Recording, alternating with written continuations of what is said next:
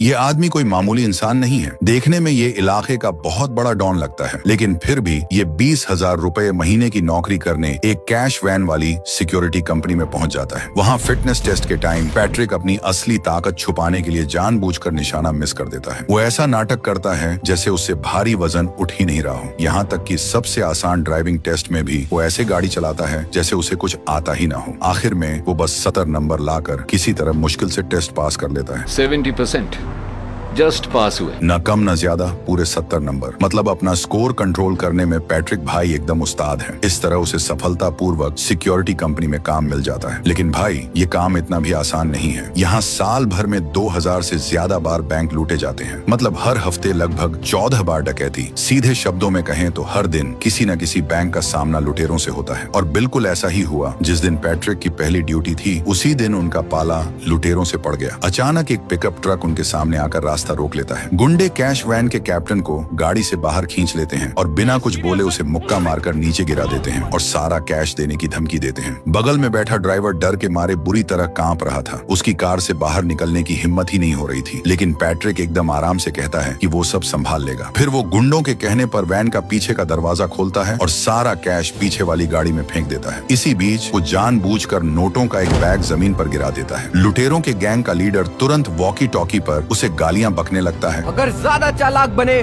तो तुम्हारे पार्टनर को गोली मार दूंगा। फिर वो अपने आदमियों को जमीन पर गिरा हुआ बैग उठाने को कहता है। तुझे ट्रक दिखाई नहीं देता क्या, हरामजादे? माफ करना दोस्त। वो अचानक फुर्ती से हमला करता है और उसे बहुत बुरी तरह मार डालता है। ये देखकर लुटेरे घबरा जाते हैं और भागने लगते हैं। पैट्रिक बड़े आराम से उनके पीछे पीछे जाता है और मौका देखकर सीधे गुंडे के घुटने पर गोली मार देता है। लेकिन भाई, किसे पता था कि ये लुटेरा भी डीट निकलेगा। वो गिरता नहीं है, बल्कि अपने घायल पैर को घसीटते हुए भागता रहता है। पैट्रिक फिर सही मौका देखता है और एक गोली मारकर उसे जमीन पर सुला देता है। तू मुझे गोली नहीं मार सकता। उप्स, गलती हो गई।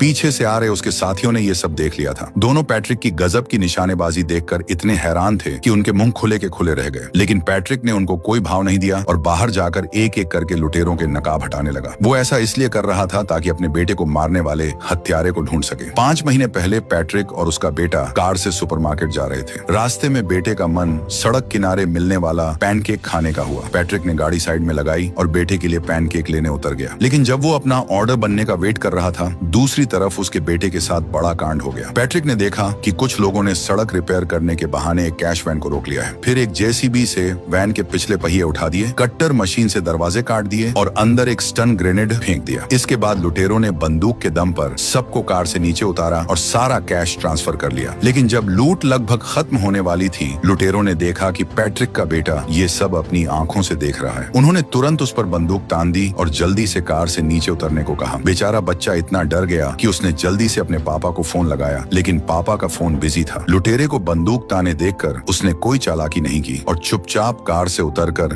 जमीन पर लेट गया। वैसे तो उसे बस लुटेरों के लूट कर जाने का वेट करना था और वो बच जाता, लेकिन एक सिक्योरिटी गार्ड लुटेरों से भिड़ना चाहता था। एक बूढ़े काले साथी ने उसे ऐसा करने से रोका, लेकिन वो गार्ड अचानक घूमा, एक तेज चाकू निकाला और सीधे विरोधी पर हमला कर दिया। एक ही बार में उसने उसे गिरा दिया। जब वो बूढ़ा काला आदमी उसे बचाने गया तो वो भी नहीं बच पाया। ये सब देखकर पैट्रिक का बेटा खुद को रोक नहीं पाया और उसने छुपकर एक नजर देख ली। उसने देख लिया कि एक लुटेरे ने अपना नकाब हटा रखा था। उस लुटेरे को लगा कि उसकी पहचान खुल जाएगी, तो उसने अपनी बंदूक निकाली और सीधे गोलियां चलाकर बच्चे को मार डाला। पैट्रिक पैनकेक लेकर वापस लौटा तो उसने ठीक यही सीन देखा। वो पागलों की तरह अपने बेटे की तरफ भागा, लेकिन गुंडे ने उसके कंधे पर गोली मार दी और वो वहीं जमीन पर गिर गया। उसने दर्द सहा, लेकिन अपने बेटे को मारने वाले को घूरता रहा। उस लुटेरे को जरा भी अंदाजा नहीं था कि उसने किस आदमी से पंगा ले लिया है और उस पर कितनी बड़ी आफत आने वाली है। कुछ दिनों बाद जब पैट्रिक अस्पताल में होश में आया और उसे अपने बेटे की मौत की खबर मिली, तो वो अंदर से टूट गया। उसने कसम खाई कि वो अपने बेटे का बदला लेने के लिए उस हत्यारे को अपने हाथों से मारेगा। उसकी बीवी ने भी उसे ताने मारे कि वो अपने बेटे को नहीं बचा पाया और उससे तलाक मांग लिया। पैट्रिक ने कोई सफाई नहीं दी क्योंकि वो खुद को भी माफ नहीं कर पा रहा था। 3 घंटे बाद पैट्रिक अपनी कार से एक बिल्डिंग की छत पर पहुंचा। वहां उसकी मुलाकात CIA के एक बड़े ऑफिसर से हुई। उस ऑफिसर ने अपनी जेब से एक एक पर्ची निकालकर पैट्रिक को दी। उस पर्ची पर उन खूंखार मुजरिमों के नाम थे जिन्हें कानून भी नहीं पकड़ पाया था। पैट्रिक ने उस ऑफिसर को भरोसा दिलाया कि जो काम वो 20 साल में नहीं कर पाया वो उसे सिर्फ 2 हफ्ते में निपटा देगा। पैट्रिक की बात सुनकर ऑफिसर ने मुस्कुराकर हामी भर दी। घर लौटकर पैट्रिक ने तुरंत अपने सबसे खास आदमियों को बुलाया और हुक्म दिया कि किसी भी कीमत पर उस कातिल को ढूंढ निकालो। कुछ ही दिनों में उसके आदमियों ने उस लिस्ट वाले सारे लोगों को ऊपर पहुंचा दिया, यहाँ तक कि उन लोगों को भी नहीं छोड़ा जिनका उस हत्यारे से थोड़ा सा भी कनेक्शन हो सकता था। लेकिन भाई, उसके आदमियों ने कितनी भी जांच की, उन्हें उस हत्यारे का कोई सुराग नहीं मिला। पैट्रिक समझ गया कि सामने वाला कोई ऐरा गैरा लुटेरा नहीं है, पक्का उसका कोई बड़ा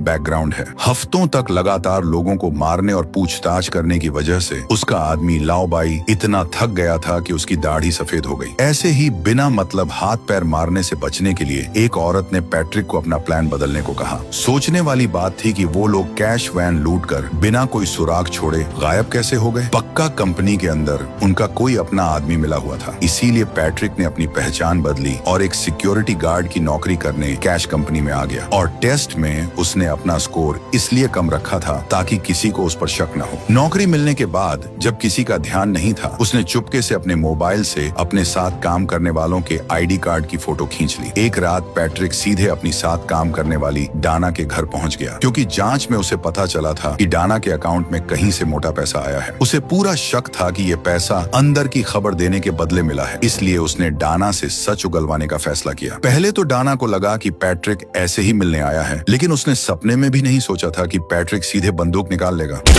नहीं, ठीक है, बताती हूँ तुम्हें, सब बताती हूँ, रुको। तब डाना को समझ आया कि पैट्रिक कोई मजाक नहीं कर रहा है। उसने डर के मारे सच बता दिया कि ये पैसा कहाँ से आया। असल में ये पैसा किसी का कंपनी में छूट गया था और उसने बस लालच में आकर इसे अपनी जेब में रख लिया था। लुटेरों से उसका कोई लेना देना नहीं था। डाना ने कहा कि वो लालची जरूर है, लेकिन पैसों के लिए किसी की जान नहीं ले सकती। पैट्रिक ने फिलहाल उसकी बात मान ली, क्योंकि डाना के माँ बाप अभी भी पैट्रिक के आदमियों के कब्जे में थे, तो वो झूठ बोलने की हिम्मत नहीं कर सकती थी। अब सुनो उन रहस्यमयी लुटेरों की कहानी। वो असल में रिटायर हो चुके फौजियों की एक टीम थी। उनका बॉस बिली नाम का एक सार्जेंट था। इन लोगों ने सालों तक देश के लिए अपनी जान दांव पर लगाई थी और रिटायर होने के बाद वो छोटी मोटी और मेहनत वाली नौकरी नहीं करना चाहते थे। इसलिए उन्होंने गैंग बनाकर कैश वैन लूटना शुरू कर दिया। अपनी पहली ही डकैती में उन्होंने 10 लाख से ज्यादा छाप लिए। हालांकि बीच वाले आदमी ने काफी कमीशन खा लिया, लेकिन फिर भी उनके हाथ जो पैसा आया वो किसी भी नौकरी की कमाई से बहुत ज्यादा था। इस पैसे का चस्का लगने के बाद उन्होंने इसे ही अपना फुल टाइम काम बना लिया। उन्होंने उस पैसे से अपने सारे हथियार एकदम लेटेस्ट कर लिए। इस बार उनका टारगेट सीधे सिक्योरिटी कंपनी का मेन गोदाम था। उनका प्लान था कि ये एक बड़ी डकैती करेंगे और फिर हमेशा के लिए रिटायर हो जाएंगे। इसके लिए उन्होंने फिर से ट्रांसपोर्ट कंपनी के अपने अंदर वाले आदमी से सेटिंग कर ली। दूसरी तरफ पैट्रिक ने लुटेरों को कैसे मारा, ये खबर पूरी कंपनी में आग की तरह फैल गई। पुलिस भी मामले की जांच करने आ धमकी। सुपरवाइजर ने सोचा कि इसी बहाने पैट्रिक को नौकरी से निकाल दे, लेकिन बॉस का सोचना अलग था। उसने पैट्रिक की बहादुरी की खूब तारीफ की और उसे प्रमोशन और सैलरी बढ़ाने का वादा भी किया। एक दिन पैट्रिक फिर से ड्यूटी पर था और किस्मत से उनका पाला फिर से डकैती से पड़ गया। उसने देखा कि लुटेरों ने तुरंत अपने हथियार निकाल लिए हैं। सामने वाले ने कार में गैस छोड़ दी। कार के अंदर बैठे लोगों का दम घुटने लगा और उन्हें मजबूरी में कार से बाहर आना पड़ा। लेकिन जब पैट्रिक अपनी नाक और मुंह ढककर धीरे धीरे कार से बाहर निकला, तो जो लुटेरे अभी तक हवा में उड़ रहे थे, उसकी शक्ल देखते ही उनकी सिट्टी पिट्टी गुम हो गई। 2 सेकंड के अंदर सारे लुटेरे दुम दबाकर ऐसे भागे कि उनका कोई अता पता नहीं चला। ये सब देखकर कैप्टन का तो दिमाग ही सुन्न हो गया। उसे समझ आ गया कि उसके सामने खड़ा ये गंजा आदमी कोई आम बंदा नहीं है। वापस जाकर उसने कंपनी के बड़े साहब लोगों को ये बात बताई और उन्होंने पैट्रिक की जांच करने के लिए FBI के एजेंट बुला लिए। उन्होंने पैट्रिक से जो भी पूछा, पैट्रिक ने बस यही रटा रटाया जवाब दिया कि उसने सिर्फ नियम के हिसाब से काम किया है। फिर एजेंट ने पैट्रिक को एक वीडियो दिखाया। पैट्रिक के एकदम शांत चेहरे पर अचानक दुख दिखाई दिया, क्योंकि स्क्रीन पर वही मनहूस दिन चल रहा था जब उसके बेटे को मारा गया था। कैमरा फुटेज बहुत धुंधला था, इसलिए पुलिस को अभी तक कोई काम का सुराग नहीं मिला था। पैट्रिक को लगा कि उसने उन्हें बातों में उल्लू बना दिया है, लेकिन उसे ये नहीं पता था कि पुलिस को उसकी असली पहचान पहले से ही मालूम पड़ चुकी है। पुलिस वालों ने तुरंत अपने बड़े अफसरों को इसकी रिपोर्ट दी, लेकिन उनके बॉस ने कहा कि इस मामले से दूर रहो और ऐसे नाटक करो जैसे तुम्हें कुछ पता ही नहीं है। देखते ही देखते पैट्रिक को कंपनी में काम करते हुए 5 महीने बीत गए। एक दिन वो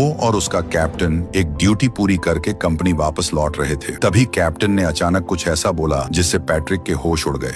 मेरे दोस्त, मैंने कैश ट्रक लूटने में उनकी मदद की है। जो गार्ड्स मारे गए वो जरूरी था। लेकिन लड़के की मौत बदकिस्मती थी। कैप्टन ने सिर्फ ये नहीं माना कि वो अंदर का आदमी है, बल्कि उसने पैट्रिक को धमकी भी दी कि वो गोदाम लूटने में उनकी मदद करे। अगर पैट्रिक ने बात नहीं मानी तो वो बहुत बुरी मौत मारा जाएगा। और सबसे बड़ी बात, उनका गोदाम लूटने का प्लान आज ही का था। पैट्रिक जानता था कि अभी पंगा लेने का सही टाइम नहीं है, इसलिए उसने दिखावे के लिए हाँ में हाँ मिला दी। आखिर इतनी मुश्किल से इन लुटेरों तक पहुंचने का मौका मिला था, पैट्रिक इन्हें कैसे छोड़ देता। उसने देखा कि कैप्टन ने पहले कार की लोकेशन और कैमरे बंद किए और फिर गाड़ी को सीधे एक बेसमेंट में घुसा दिया। कंट्रोल रूम वालों को शक हुआ कि कार में कुछ गड़बड़ है, लेकिन कैप्टन ने बहाना मार दिया कि कैमरे का सिस्टम खराब हो गया है और उसे ठीक करने में टाइम लगेगा। टेंशन की कोई बात नहीं है बेस, मैं अभी रिपेयर कर रहा हूँ। क्योंकि उनकी गाड़ी में कोई कैश नहीं था, इसलिए हेडक्वार्टर वालों ने ज्यादा पूछताछ नहीं की। तभी एक छोटी कार अचानक अंदर आती है और उसमें से हथियारों से लैस कुछ लुटेरे उतरते हैं। वो सबसे पहले पैट्रिक को गन पॉइंट पर लेते हैं और फिर सब के सब कैश वैन के पीछे वाले डिब्बे में छिप जाते हैं। थोड़ी ही देर में कैप्टन कार को वापस कंपनी के बेस में ले जाता है और चेकिंग से बचते हुए सीधे गोदाम के अंदर घुस जाता है। जब किसी का ध्यान नहीं होता, वो लोग तेजी से डिब्बे से बाहर निकलते हैं और पलक झपकते ही सबको अपने कब्जे में ले लेते हैं। पैट्रिक को बंधक बनाकर कैश की तरफ ले जाया जाता है। सुपरवाइजर इतना डर जाता है कि वो सबको विरोध न करने को बोल देता है। अपनी गन निकालो, नीचे रखो और मेरी तरफ फेंको हरामजादे। सारे पुलिस वाले अपने हथियार डाल देते हैं। दूसरी तरफ लुटेरे कैप्टन को गन पॉइंट पर लेकर कंट्रोल रूम की तरफ बढ़ते हैं। वहाँ बैठा पुलिस वाला टाइम पास कर रहा था। उसने मुड़कर देखा तो डकैती चल रही थी और गुंडे उसे दरवाजा खोलने की धमकी दे रहे थे। पुलिस वाले ने तुरंत अलार्म बजा दिया। अलार्म की आवाज सुनते ही सब एकदम अलर्ट हो गए और हथियार निकालकर मरने मारने पर उतारू हो गए। दूसरी तरफ गुंडों ने कैप्टन को जान से मारने की धमकी देकर पुलिस वाले से कंट्रोल रूम खोलने को कहा। दरवाजा खोलो वरना ये मुझे मार डालेगा। उन्होंने काफी देर तक गोलियां चलाईं, लेकिन लुटेरों का बाल भी बांका नहीं हुआ, क्योंकि उन्होंने पहले से ही मोटी बुलेट प्रूफ जैकेट पहन रखी थी। एक आदमी ने दरवाजा खोला और अचानक बड़ा धमाका हुआ। अपने खतरनाक हथियारों के दम पर लुटेरों ने कुछ ही मिनटों में सारे पुलिस वालों को मार डाला। अब पूरा गोदाम उनके कब्जे में था। उन्होंने सीधे जाकर मेन गेट का बटन दबाया और बाहर खड़े अपने सार्जेंट को भी अंदर बुला लिया। फिर वो अपने प्लान के हिसाब से नोटों के बंडल बांधने लगे। नोटों की गड्डियों को बैग में ठूंसा जा रहा था और बाहर खड़े लोग उन्हें कार में लाद रहे थे। लेकिन जब उन्हें लगा कि सब एकदम मक्खन की तरह चल रहा है, तभी अचानक एक गार्ड ने उन पर हमला कर दिया। उसकी चलाई 2 गोलियों ने सफलतापूर्वक लुटेरों का ध्यान भटका दिया और यही मौका था जिसका पैट्रिक बेसब्री से इंतजार कर रहा था। पैट्रिक बिजली की तेजी से घूमा, एक लुटेरे को गिराकर लात मारी और उसकी गर्दन तब तक दबाए रखी जब तक वो शांत नहीं हो गया। इसके बाद पैट्रिक ने एक एक करके उनके नकाब हटाकर चेक करना शुरू किया। जब उसने देखा कि ये वो आदमी नहीं है जिसे वो ढूंढ रहा है, तो वो जल्दी से अपने साथियों की रस्सियां खोलने गया और उन्हें कहीं छुपने को कहा। दूर खड़े हथियारों से लैस दुश्मनों को देखकर पैट्रिक सोच में पड़ गया कि इनका मुकाबला कैसे करे। तभी उसकी नजर जमीन पर पड़ी। वहाँ एक पूरा सेट पड़ा था, एक ऐसा नकाब जिससे कोई पहचान न पाए कि कौन कौन है, और एक तगड़ी बुलेट प्रूफ जैकेट। फिर क्या था, उसने सीधे कपड़े बदले और खुद को एक लुटेरे का भेष दे दिया। फिर वो सीना तान कर एक लुटेरे के पास गया, उसके सिर पर बंदूक सटाई और उसे अपना नकाब उतारने की धमकी दी। जब उसे पता चला कि ये हत्यारा नहीं है, तो पैट्रिक ने सीधे ट्रिगर दबा दिया। गोली की तेज आवाज से बाकी लुटेरे चौकन्ने हो गए, लेकिन पैट्रिक बिल्कुल नहीं घबराया। उसने पलटकर अपना फोन सामने की जेब में छिपा लिया, लेकिन उसे नहीं पता था कि एक लुटेरे ने उसे कैमरे में देख लिया है। दूसरी तरफ एक पुलिस वाले ने ठीक एक लुटेरे को देखा। उसने तुरंत 2 गोलियां दागी, लेकिन तभी एक जोरदार धमाका हुआ और वो पुलिस वाला वहीं मौके पर ही शहीद हो गया। पैट्रिक तेजी से बाहर निकला, लेकिन अनजाने में उसे एक गोली लग गई। गनीमत थी कि उसने वो बुलेट प्रूफ गियर पहन रखा था। उसने तुरंत ट्रिगर दबाया, सिर्फ एक गोली मारी और फिर उस पर झपट कर उसे धर दबोचा। पैट्रिक को अंदाजा नहीं था कि इस बंदे में इतनी ताकत होगी। हाथापाई में पैट्रिक की जांघ में गलती से गोली लग गई। उसने झटके से विरोधी का हाथ मरोड़ा और उसकी गर्दन पर निशाना लगाया, लेकिन बंदूक की गोलियां खत्म हो चुकी थीं। पैट्रिक ने गजब की फुर्ती दिखाई, लुटेरे की तरफ अपना खंजर निकाला और विरोधी वहीं ढेर हो गया। हालात बिगड़ते देख लुटेरे डकैती का प्लान बीच में ही छोड़ना चाहते थे। दूसरी तरफ एक छोटे काले साथी ने पहले ही बैकअप के लिए फोन घुमा दिया था और भारी संख्या में स्वाट टीम रास्ते में थी। अभी उन्होंने कुछ ही गोलियां चलाई थीं कि वो गद्दार कैप्टन अचानक उनके पास आ गया। उसने भी बैकअप देने का नाटक किया और उनसे एक पिस्तौल मांग ली। मुझे अपनी गन दो। दूसरी तरफ घायल लुटेरे वहां से खिसकने का प्लान बना रहे थे। तभी पैट्रिक ने सीधे एक भारी बंदूक उठाई और उन लोगों पर अंधाधुंध फायरिंग शुरू कर दी। कुछ ही समय में सारी गोलियां खत्म हो गईं, तो उसने तुरंत नई मैगजीन लगाई और आखिरकार उस बूढ़े काले आदमी को सफलतापूर्वक मार गिराया। लेकिन जैसे ही वो आगे गोलियां चलाने वाला था, कैप्टन ने अचानक पीछे से उस पर हमला कर दिया। कैप्टन ने पैट्रिक को गोली मारकर गिरा दिया, लेकिन वो यहीं नहीं रुका। वो अपने उन साथियों को भी धोखा देता रहा जिन्हें अभी तक सच्चाई पता नहीं थी। उसने उसी तरीके से अपने एक और साथी को बाहर निकाला और उस पर भी अंधाधुंध गोलियां चला दी। सब साथियों को खत्म करने के बाद उसने जल्दी से सारे नोट कार में लादे और फिर कैश वैन भगाकर तेजी से गोदाम से निकल गया। पैट्रिक के लिए सबसे ज्यादा निराशाजनक बात यह थी कि उसने एक बार फिर अपने बेटे के हत्यारे को अपनी आंखों के सामने से भागते हुए देखा। टाइम बहुत कम था, इसलिए लुटेरे पैट्रिक को पूरी तरह खत्म करने के लिए कार से नीचे नहीं उतरे। गोदाम से बाहर निकलते ही लुटेरों ने गेट पर खड़ी पुलिस की गाड़ी को जोरदार टक्कर मारी और फिर शुरू हुई पुलिस और लुटेरों के बीच एक खतरनाक रेस। पता नहीं उन्होंने शहर में कितनी गलियां छानी। आखिर में उन्होंने कार को पहले से तैयार की गई एक बिल्डिंग में घुसा दिया और पीछे आ रही पुलिस को रोकने के लिए जल्दी से दरवाजा बंद कर दिया। अब उन्हें जल्द से जल्द कैश ट्रांसफर करना था। 7 लोगों की गैंग में से अब सिर्फ 3 लोग बचे थे और उनमें से एक बिली की गर्दन में गोली लगी थी और वो बस मरने ही वाला था। पैट्रिक के बेटे को गोली मारने वाले उस लंबे बालों वाले आदमी के दिमाग में अचानक सारा पैसा अकेले हड़पने का लालच आ गया। उसने पहले कैप्टन से कहा कि वो कैश अंदर ले जाए और खुद बिली की मदद करने का नाटक करने वापस आ गया। बिली भी समझ गया था कि इसकी नीयत में खोट है, इसलिए बिली ने तेजी से अपनी पिस्तौल निकाली, लेकिन वो लंबे बालों वाला उससे भी एक कदम आगे निकला। उसने बंदूक छीनी,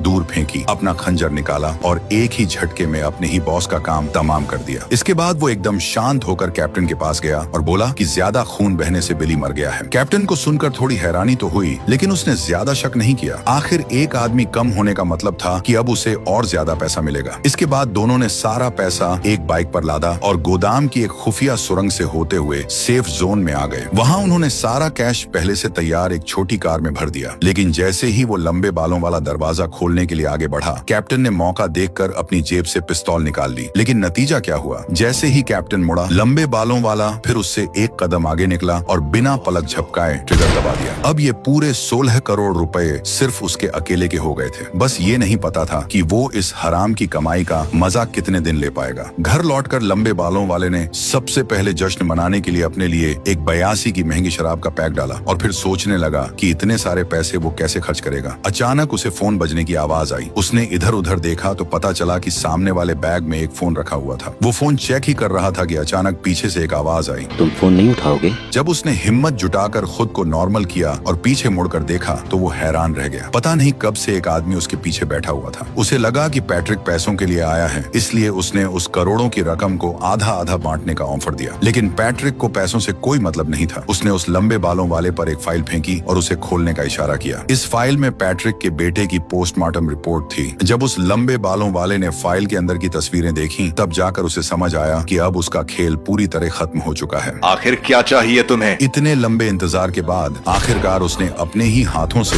अपने बेटे का बदला ले ही लिया। लेकिन बदला पूरा होने के बाद भी क्या, उसका बेटा अब कभी वापस नहीं आ सकता था और पैट्रिक खुद हमेशा के लिए उस मनहूस दिन की यादों में कैद हो गया था जिस दिन उसने अपना सब कुछ खो दिया था। इसी के साथ ये फिल्म यहीं खत्म होती है।